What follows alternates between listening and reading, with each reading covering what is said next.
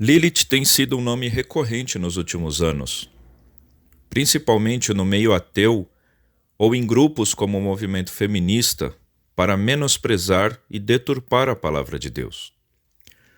Mas será que houve mesmo duas mulheres criadas por Deus? Por que a Bíblia cita duas criações, uma no primeiro capítulo, verso 27, e outra no capítulo 2, verso 22? Será que procede o que os ateus falam que a Bíblia é controversa, que possui erros? Só lembrando, se você gostar desse conteúdo, não esqueça de se inscrever no canal, dar um joinha e ativar o sininho para receber notificações de novos vídeos que estão sendo postados toda semana, ok? O texto que tomaremos como base será Isaías 34:14, na versão Almeida Revista e Corrigida, que diz o seguinte: E os cães bravos se encontrarão com os gatos bravos, e o sátiro clamará ao seu companheiro, e os animais noturnos ali pousarão e acharão lugar de repouso para si. Nos textos mais antigos, mais próximos dos originais, o nome Lilith aparece uma única vez na Bíblia, justamente no texto que lemos. Nos textos mais recentes, o nome Lilith foi substituído por animais noturnos, na Almeida Revista e Corrigida, criaturas da noite, na Nova Versão Transformadora, ou bruxa do deserto, na nova tradução da linguagem de hoje, ou ainda corujas em outras traduções. Na Bíblia de Jerusalém aparece o nome Lilith, mas tem uma nota de rodapé dizendo que Lilith é um demônio que frequenta as ruínas. Mas por que o nome Lilith aparece em Isaías 34? Esse nome se trata de uma palavra hebraica chamada Lai-Hiu, que trata de algo que pertence à noite, e não o nome próprio de uma pessoa. Nos manuscritos do Mar Morto, onde tem um rolo do livro de Isaías, essa palavra aparece no plural, indicando um coletivo de animais noturnos. Segundo o léxico hebraico, que é um dicionário hebraico e aramaico do Antigo Testamento, a palavra Lilith significa animal noturno que habita em lugares desolados. Mas de onde surgiu a ideia de colocar Lilith como sendo a primeira mulher criada por Deus? A base para essa história vem do alfabeto de Ben-Zira, um documento hebraico escrito depois do século VIII depois de Cristo. O documento corresponde ao alfabeto hebraico e cada letra do alfabeto é um capítulo, ou seja, 22 capítulos. E no 5º capítulo fala dessa tal Lilith, que seria supostamente a primeira mulher de Adão, e saiu do jardim do Éden porque não aceitava ser submissa ao homem, já que ela teria sido feita também do pó da terra. Após uma briga com Adão, ela se rebela e sai do jardim. E Deus Pai manda 3 anjos para tentarem convencer ela a retornar, mas ela diz não. Pelo fato de Adão ter ficado só e Lilith não querer mais retornar, então Deus resolve criar Eva, e a história todos já conhecem. Outro tratado judaico, o Zohar, ou Zoar, com H, do século XV, diz que ela casou-se com Samael, ou o anjo da morte, que nós conhecemos como Satanás.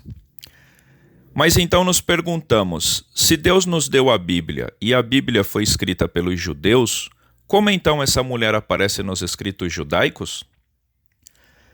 Devemos entender que se tomássemos como base a cultura judaica para nossos estudos, então não deveríamos crer em Jesus, porque os judeus não acreditam em Jesus como Salvador do mundo e Messias. Eles dizem que Jesus foi apenas um profeta. Outra questão importante é salientar que, assim como o cristianismo possui diferentes denominações, tais como os pentecostais, tradicionais, católicos, neopentecostais, há também muitas denominações judaicas muito diferentes umas das outras. Os estudiosos dizem que esses escritos sobre Lilith são somente fábulas sem importância e que a própria Bíblia nos alerta sobre isso. Vejamos o que a Bíblia nos diz sobre as fábulas. Em 1 Timóteo capítulo 4, verso 7, diz assim: Mas rejeita as fábulas profanas e exercita-te a ti mesmo em piedade. E Tito, capítulo 1, verso 14, diz: Não dando ouvido às fábulas judaicas, nem aos mandamentos de homens que se desviam da verdade. Mas o que dizer da aparente divergência no livro de Gênesis, onde em Gênesis capítulo 1, versos 26 e 27, que num primeiro momento parece que Deus criou o homem e mulher juntos do pó da terra, e num segundo momento, lá em Gênesis capítulo 2, verso 22, Deus criou o homem e depois a mulher da sua costela. Como explicar isso? É nessa aparente divergência que alguns grupos ou pessoas dizem que o homem e a mulher foram feitos juntos no capítulo 1 e separados no capítulo 2. E essa seria a suposta prova, entre aspas, de que houve uma primeira mulher antes de Eva. Entenda. Moisés cresceu e aprendeu da cultura egípcia por 40 anos, porque foi filho adotivo de Faraó. Depois ele sai do Egito e vai parar na casa de Jetro, seu sogro, onde se casa e vive por mais 40 anos, aprendendo sobre a cultura hebraica. Como o povo hebreu estava há mais de 400 anos sob o domínio do Egito, acabaram se envolvendo com a cultura pagã daquele lugar. Então Moisés faz 2 relatos, no capítulo 1 e também no capítulo 2, que são um pouco diferentes, mas por um motivo. No primeiro capítulo, ele tira a divindade da natureza, dos astros e de tudo em que o povo egípcio acreditava. Tudo era um deus para eles. Eles acreditavam que o sol e a lua eram deuses. E é por isso que Moisés cita a luz no primeiro dia e o sol no quarto dia, quebrando assim a ideia de que o sol dominava tudo, e chama o sol e a lua de luminares. Isso tira dos astros qualquer conotação divina.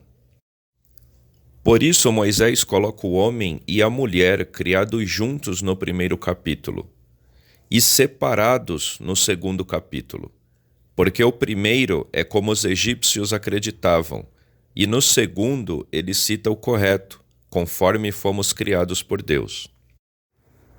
Ele fez algo para ensinar os hebreus como realmente Yahvé, ou Jeová, o Deus Todo-Poderoso, nos criou. Funcionou como uma espécie de cartilha do Beabá, e assim aquela geração do povo hebreu pôde aprender da forma correta sobre o Eterno de Israel, e de como tudo na verdade aconteceu, resgatando assim suas raízes e podendo ensinar da forma correta às gerações futuras.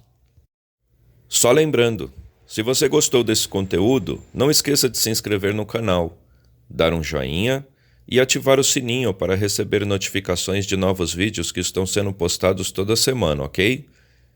Muito obrigado, Deus lhes abençoe e até o próximo estudo.